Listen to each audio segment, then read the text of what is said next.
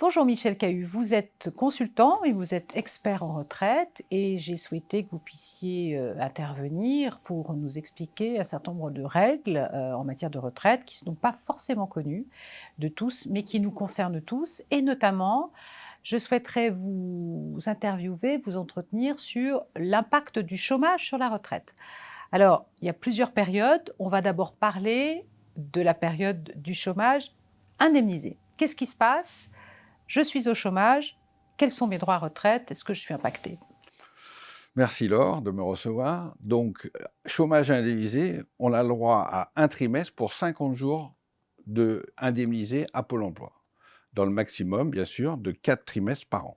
Le chômage, par contre, ne rentre pas dans le calcul des 25 meilleures années, puisque ces années-là sont à zéro pour les années comptées dans les 25 meilleures. Donc, ça a un impact sur votre retraite de base si vous avez été longtemps au chômage ou par période continue ou par période alternative. D'accord. Donc, en fait, j'étais au chômage pendant 50 jours, je vais acquérir un trimestre. Exact. J'ai été au chômage plus longtemps dans l'année, je vais pouvoir acquérir 4 trimestres dans l'année. Exact. D'accord. Et ces 4 trimestres, je vais donc acquérir, on va considérer donc, voilà, j'ai cotisé très bien. Mais par contre, pour le calcul de ma retraite, ces périodes-là vont avoir une incidence puisqu'elles ne rentreront pas dans les 25 meilleures années pour le calcul de ma retraite. C'est exact. D'accord. Qu'est-ce qui se passe pour la retraite complémentaire, la retraite, le régime Agirc-Arrco? Alors, vous allez acquérir des points à partir sur la base des 12 derniers mois de salaire, donc sur le montant qui est calculé par Pôle emploi, et on vous donnera des points gratuits équivalents à votre dernier salaire. Une juste précision, la période d'indemnisation démarre après le délai de carence. Donc, si votre délai de carence est de 6 mois, vous aurez des points gratuits au bout de 6 mois. Ouh là là, oui, donc il y a quand même un impact. Très bien. Donc, il peut y avoir un petit impact. J'ai bien compris pour les règles d'indemnisation du chômage. Imaginons maintenant, je reste au chômage parce que je n'ai pas retrouvé d'emploi, je ne suis plus indemnisée par Pôle emploi.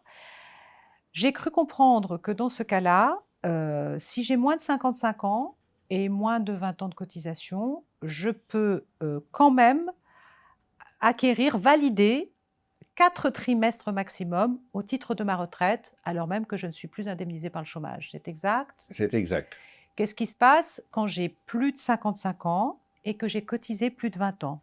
Dans ce cas-là, vous continuez d'acquérir 4 trimestres par an, mais pour une période de 5 ans. Ah très bien, donc en fait, ça peut aider quand on perd son emploi assez Voilà, c'est en tardivement fin de à carrière, ça voilà, permet d'arriver éventuellement jusqu'au taux plein. très bien. Mais ces trimestres-là, ils sont validés très bien, mais au niveau de la durée, enfin, il va y avoir un impact sur mes Ah 25 bah années. là, sur la retraite de base et sur la retraite complémentaire, on va dire que c'est une période totalement blanche. C'est comme si vous travailliez, vous n'avez aucune cotisation de retraite. D'accord, donc en fait, pendant les périodes non indemnisées, je vais acquérir de la durée, très C'est bien, tout. mais par contre, je n'acquiers pas de points gratuits au titre Ah non, non, de la retraite complémentaire. exact. Très bien. Qu'est-ce qui se passe maintenant si j'ai été au chômage et que je souhaite bénéficier du dispositif des carrières longues? Est-ce que ces périodes de chômage vont avoir un impact sur mes droits à carrière longue et à un départ anticipé? Eh ben, oui, ça va avoir un impact parce que soit indemnisé ou non indemnisé, uniquement 4 trimestres seront pris en compte pour le calcul de la carrière longue. 4 trimestres de chômage. 4 trimestres de chômage uniquement. C'est-à-dire que si vous avez été au chômage 3 ans, 12 trimestres, 4 seront seulement pris en compte, ce qui risque de vous faire perdre l'éligibilité à la carrière longue. Parce que la carrière longue, ça se joue à quelques trimestres près en général.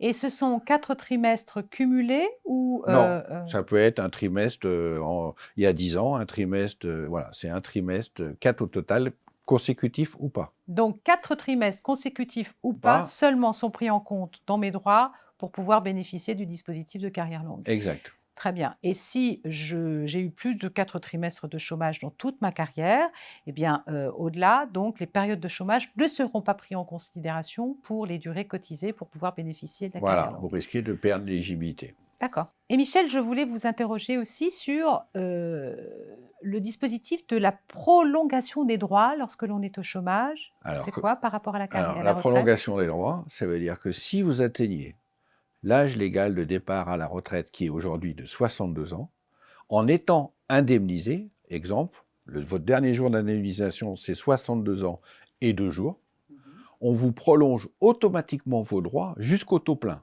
qui peut être 67 ans. Très bien. Imaginons que vous avez été au chômage à 59 ans, vous en restez jusqu'à 67 ans, c'est-à-dire 8 ans. Très bien. Ce qu'il faut pour pouvoir bénéficier de la prolongation des droits, c'est qu'au moment où j'entre dans l'âge, j'atteins l'âge de départ à la retraite Légal, légal, c'est-à-dire 62 ans aujourd'hui, il faut que je sois encore indemnisée. voilà. D'accord, ok. Même s'il me reste 8 jours d'indemnisation. Voilà, il faut passer la frontière des 62 ans aujourd'hui.